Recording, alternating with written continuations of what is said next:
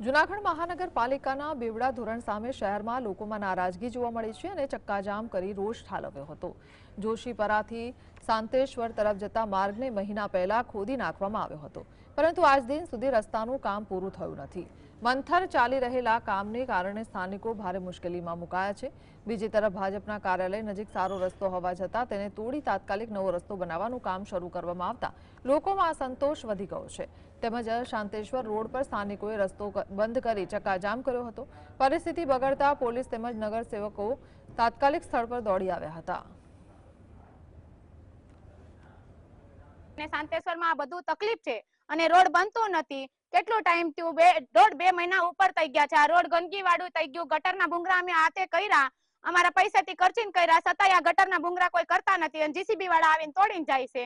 અમારે કરવાનું શું છે? ઝાંઝાળા બાયપાસ ઉપર ભાજપનું કાર્યાલય આવેલું છે, ત્યાં ડામર રોડ નવો હતો, એ તો ખોદવામાં નહોતો, પણ 5 દિવસ પહેલા એ ડામર રોડ ને ખોદી તાત્કાલિક મેટલ પણ નખાઈ ગયું।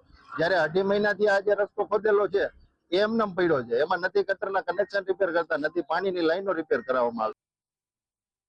પાણીના કામ માટે અને 11 કેવીની અંડરગ્રાઉન્ડ માટે આ રોડનું કામ વિલંબ થયું છે। હવે ગઈકાલથી જ કામ ચાલુ થયું છે, એટલે થોડા દિવસો આપણે રાહ જો અને સરસ મજાનો આપને પણ રોડ મળી જવાનો છે। રોડનું લેવલ મેળવવા માટે ક્યાંક ને ક્યાંક ઊંધેથી કામ ચાલુ કરવાનું, ત્યારે કામ ચાલુ છે ગેસ પંપેથી, તો લોકોને વિનંતી છે કે ત્યાં જઈને જરાક જોવે કે કામગીરી ચાલુ છે।